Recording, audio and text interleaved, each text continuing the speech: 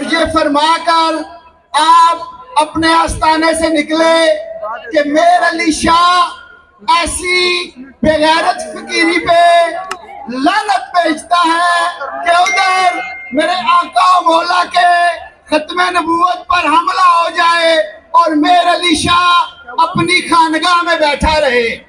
یہ پیغام ان کے بعد قائد ملت اسلامیہ شیخ الحدیث حافظ خادم حسین رضوی رحمت اللہ علیہ نے امت کو دیا، سکھایا اور یاد کرایا۔ پھر میر علی شاہ رحمت اللہ علیہ کے چیلنج پہ وہ قذاب وہ دجال وہاں نہ آیا، لیکن اہل حق کے جو ایمان تھے ان کو مزید تقویت ملی، ان کے حوصلے مزید بلند ہوئے، ان کے ایمان کو جلا ملی۔ لیکن سوچنے والی بات دوستان محترم یہ ہے کہ قادیانیت کا رستہ نہیں رکا۔ یہ بات ضرور واضح ہو گئی، مزید واضح ہو گئی کہ قادیانی کافر ہیں، لیکن اس کے باوجود اس مناظرے کے بعد جس میں وہ بھاگ گیا، اس کے بعد بھی قادیانی اپنے جھوٹے مذہب کی تبلیغ بھی کرتے تھے، وہ اپنے آپ کو مسلمان بھی کہتے تھے اور وہ اپنی عبادت گاہ کا نام مسجد بھی رکھتے تھے۔ یہ بات سوچنے والی ہے کہ قادیانیت کا رستہ کیسے رکا۔ 1953 سے تحفظ ختم نبوت کی تاریخ چلی، شاہ احمد نورانی رحمت اللہ علیہ، نیازی صاحب رحمت اللہ علیہ اور دیگر علماء اور مشائخ نے چلائی۔ وہ سلسلہ چلتا چلتا 1973 تک پہنچا۔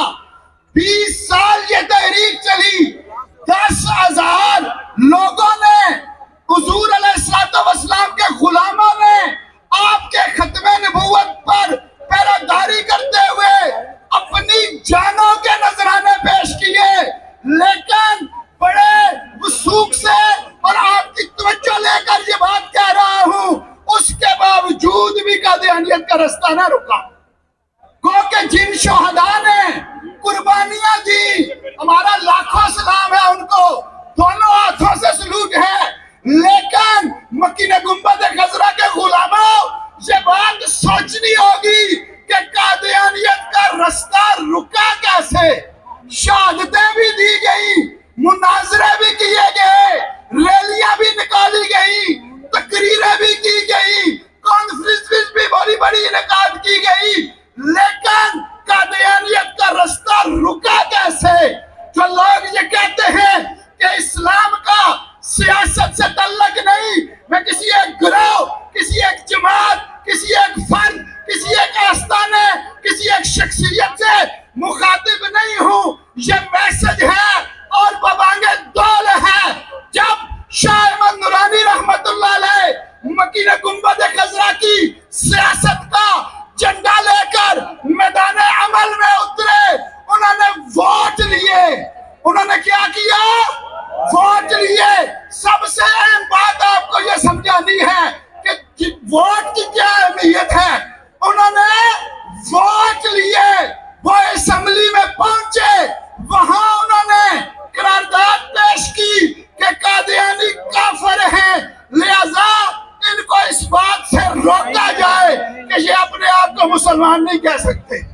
غرض یہ شعار اسلام اختیار نہیں کر سکے۔ دوستان محترم، یہ وہ بات تھی، یہ وہ اقدام تھا، یہ وہ سٹیپ تھا جس سے قادیانیت کا رستہ رکا۔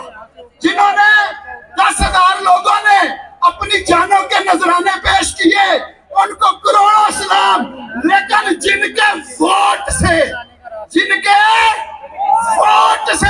شاہ احمد نورانی رحمت اللہ علیہ، نیازی صاحب رحمت اللہ علیہ اسمبلی میں پہنچے اور قادیانیت کا رستہ صبح قیامت تک کے لیے روک دیا، مجھے بتاؤ ان کے ووٹ کا کتنا مول پڑے گا؟ یہی پیغام میرے قائد ملت اسلامیہ شیخ الحدیث حافظ خادم حسین رضوی رحمت اللہ علیہ آپ کو دے کے گئے ہیں کہ ہم نے ووٹ کی پاور سے، نورانی صاحب نے قادیانیت کا رستہ روکا اور ہم نے ووٹ تحفظ کرنا ہے.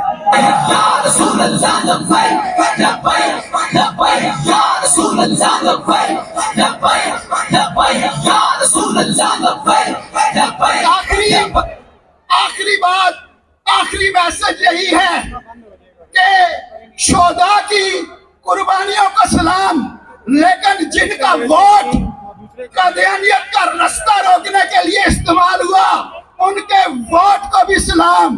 اور آپ کے لیے یہ میسج اور تمام ان لوگوں کے لیے جو مذہب کا لبادہ اڑے ہوئے ہیں کہ قادیانیت کا رستہ ووٹ کے ذریعے رکا، لہذا جب ووٹ دینے کی باری آئے تو آپ کو اپنے مدرسے کا کوئی ڈونر آپ کے سامنے نہیں آنا چاہیے، کوئی ایسا مرید جس نے خانقاہ کے لیے جگہ دی ہو وہ سامنے نہیں آنا چاہیے، جس نے مسجد کا پلاٹ دیا ہو، جو مدرسے کو منتھلی دیتا ہو.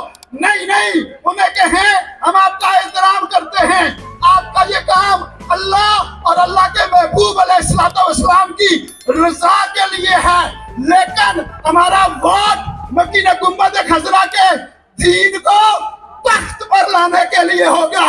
اگر آپ نے ایسا نہ کیا تو یہ بات پھر روزے روشن کی طرح آیا ہے کہ آپ کا پلاٹ آپ کے لیے اہم ہے، آپ کی منتلی آپ کے لیے اہم ہے، اور آپ کا مرید آپ کے لیے اہم ہے. اسلام کی آپ کی نگاہوں میں کوئی حیثیت نہیں کہ محمد سے وفا تو نے تو ہم تیرے ہیں، یہ جہاں چیز ہے کیا لوح قلم تیرے.